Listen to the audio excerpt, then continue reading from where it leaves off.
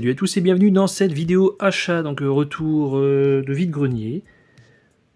Un truc de nose, sinon des achats du net, en veux-tu, en voilà. Et ouais, il y en a un peu pour tous les goûts.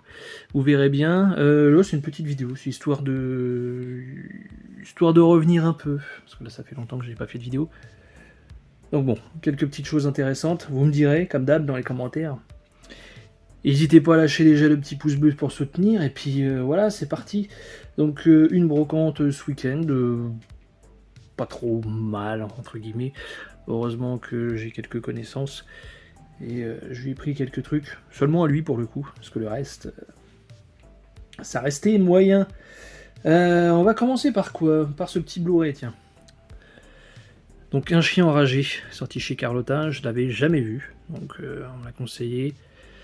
Et bah plutôt sympa, avec un jeune Sean Penn et un Christopher Walken pourri jusqu'à la moelle. Donc film intéressant à voir, vraiment. Bonne ambiance, vraiment. Tiré d'une histoire vraie, paraît-il. Je me suis pas renseigné, mais en tout cas, bon, c'est ce qui est dit, hein, ou inspiré du moins. Donc vraiment, pour ceux qui ne l'ont pas vu, je vous le conseille, hein, ça reste un bon petit film. Un livre sur Dario Argento. Donc là, il s'agit plus d'un recueil de photos.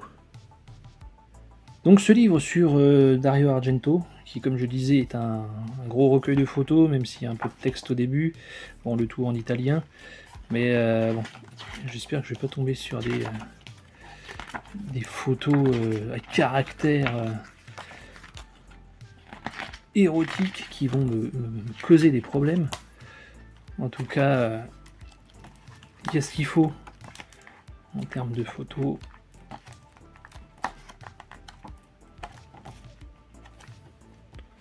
Donc c'est avant tout pour ça que je l'ai pris, hein, c'est que bon, clairement pas obligé de le lire, mais dedans il y a vraiment des trucs sympas.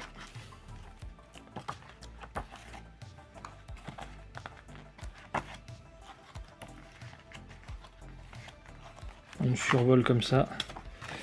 Chouette photo celle-ci. Voilà.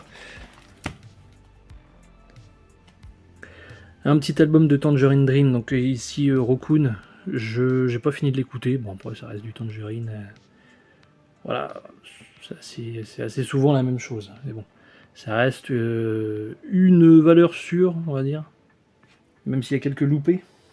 J'ai pris, même si je l'ai déjà dans le collector de Ghost of Mars, ce bouquin, qui a une cote totalement abusée sur le net. Donc bon, voilà, je préfère en avoir deux, comme ça au pire l'autre il reste tout neuf dans sa boîte. Et si je veux lire quelque chose, je lirai celui-ci, qui est vraiment très très bien, je vous le conseille. Un écran fantastique, donc sur Vampire, il y a vraiment pas mal de choses dedans. Donc on va voir ça. Donc cet écran fantastique qui date d'avril 1998 et quand même blindé de pas mal d'interviews avec des petites pubs sympas d'époque. C'est toujours marrant. Hop. Donc nous avons une interview de Carpenter. Nous avons une interview de Daniel Baldwin. Une interview de Thomas Ian Griffiths. Une interview de Sandy King. Et puis Thomas Walsh. Et je crois qu'il y a Gary je sais pas comment on dit. Ouais, il y avait Greg Nicotero aussi, je le savais. Donc voilà, il y a vraiment de quoi faire sur ce film en tout cas. Et puis voilà, des petits articles sympas à l'ancienne quoi.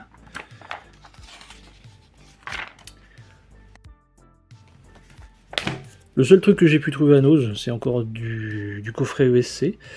Donc Donangelo est mort, le flic se rebiffe et The Hit. Je l'ai surtout pris pour celui-ci. Le flic sur Biff, je connais que de nom, et celui-là je connais pas du tout. Donc c'était à 2,99. Voilà.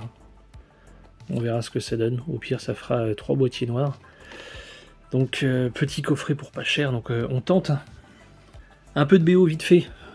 J'en ai que 3 à vous présenter, ça va aller vite. Et donc celle de Super Mario Bros. Par Brian Tyler. Franchement, en fait, je suis déçu. Je suis déçu, dans le film ça passe, mais à l'écoute comme ça, oh là là, mon dieu. Ça prend la tête en fait. Ça prend la tête. L'édition est sympa, le prix est sympa. Voilà. En plus un double. Il y a vraiment de quoi faire. Il y a pas mal de choses qui sont pas dans le film. Mais voilà. Fan de Mario oblige, en tout cas musicalement. Bah je l'ai pris, mais je vais en rester aux musiques des jeux, hein, c'est beaucoup mieux. The Music of John Carpenter / Band. Donc ça c'est des reprises, oui des reprises, je vais dire remix, non, pas vraiment. Surtout des grosses reprises. Donc ça vient des pays de l'Est, allemand, il me semble. Et tu l'entends vraiment musicalement. Il y a un côté très 70s, ouais, vraiment pays de l'Est, mais pays de l'Est du genre quartier rouge, quoi. Il y a des musiques, c'est bizarre, ça fait des vieux clubs, enfin c'est des musiques de club glauques. Ah écoutez, c'est dispo je pense sur YouTube, il y a des musiques vraiment space. Après il y en a des très bonnes, hein. Le remix de Christine est très bon, celui de Asso est très bon aussi. Le reste, ça reste discutable. Du David Michael Frank, donc le collection volume 2, ici on est plus sur du jazz, pas l'habitude avec le gars, mais j'ai pris quand même, voilà. Puis la cover est très sympa, on va pas se mentir, hein.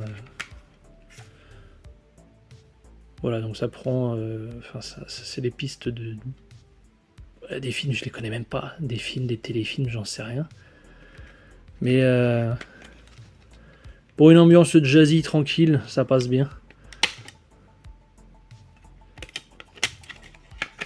Voilà, donc j'ai hâte de voir ce qu'ils vont faire s'il y a un possible volume 3. Bon, moi j'avais pas prévu de le prendre, je l'ai même un peu défoncé, mais bon, ça on me l'a offert, donc bah merci. Merci à la personne. Bon, je l'ai revu, en sachant à quoi m'attendre. Bon, je suis un peu plus tolérant, mais le côté woke du film me dérange de ouf là-dedans, c'est infernal. Donc c'est vraiment le gros point noir du film, outre le fait que ça sert à rien dans la saga, hein, c'est vraiment histoire de faire un film. Donc ouais, voilà, le steelbook, je vais pas vous le présenter, ça a déjà été fait maintes et maintes fois. Donc voilà, steelbook 4K et Blu-ray. Hellraiser 4, donc Bloodline. Alors, bon, je suis fan de cette saga, je regarde même les daubes. Si même les daubes sortent, je les achèterai. Le 4 reste tolérable. Le problème, c'est que cette édition ne l'est pas.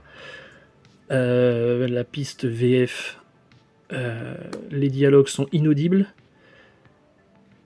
Donc tu mets ta barre de son à fond, bah il se passe rien quand même. Et bon, à un moment donné, j'en ai eu marre, je passe en VO.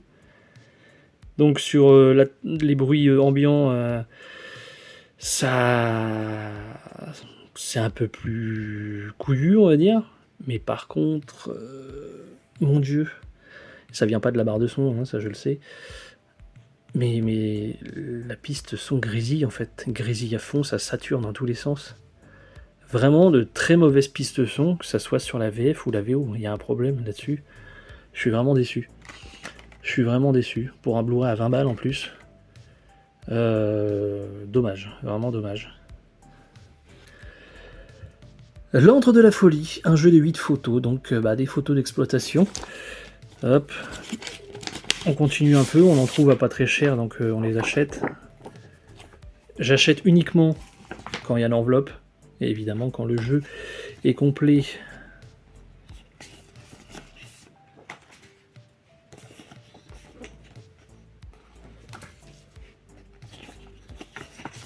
Après évidemment, si elles sont pas punaisées, parce que très souvent c'est punaisé, C'est mieux, là, ils sont nickel, donc pas de souci. Il y a juste cette petite odeur de renfermé. Vous savez, une bonne vieille odeur de brocante. Donc, vous ne l'avez pas, vous avez de la chance. Après, c'est léger ici, mais bon, c'est toujours gênant quand même. Donc voilà, un jeu encore complet de photos d'exploitation. Voilà, c'est tout pour cette vidéo achat. Donc n'hésitez pas à me faire savoir, comme d'hab, dans les commentaires ce que vous en pensez, ce que vous avez préféré. Lâchez le petit pouce bleu qui va bien, et puis abonnez-vous. Allez, ciao tout le monde.